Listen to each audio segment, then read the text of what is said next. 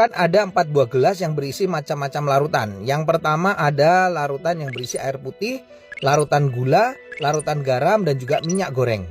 Dan masing-masing larutan nanti saya akan campurkan dengan sel darah manusia. Ini adalah darah manusia yang sudah ambil menggunakan jarum suntik. Nah, lalu saya akan teteskan pertama kali pada larutan yang pertama, yaitu air putih. Kalau kita perhatikan di sini darah dengan air putih langsung akan larut.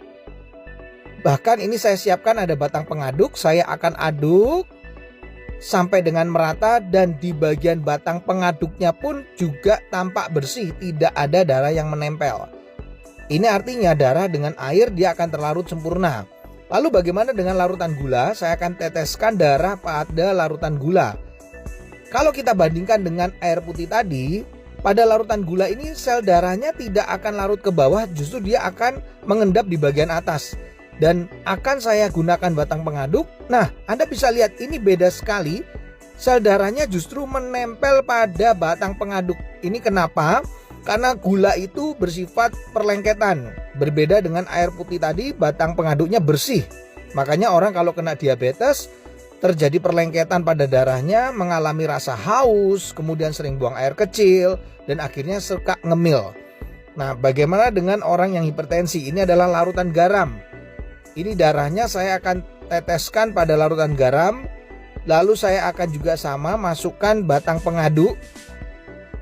Dan ini berbeda dengan diabetes, di mana sel darah yang menempel pada batang pengaduknya tidak selengket pada gula, larutan gula. Tapi yang membedakan pada orang darah tinggi atau hipertensi yang terlalu sering makan asin-asin, ini kelihatan sel darah merahnya akan terurai, dia akan rusak, dia akan pecah. Makanya orang darah tinggi bisa mengalami pecah pembuluh darah. Yang terakhir saya akan teteskan darah ini di dalam minyak goreng. Nah, kalau saya teteskan ini langsung bisa terlihat sel darahnya nggak bisa larut, tidak juga ya mengendap di bagian atas, tapi justru menggumpal-gumpal.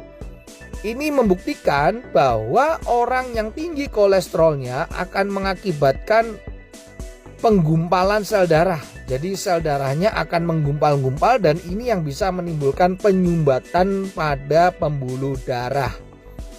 Ini adalah percobaan sederhana yang saya lakukan dengan menggunakan 4 macam larutan yang berbeda. Semoga percobaan ini bisa menjadi inspirasi untuk kita agar tetap sehat.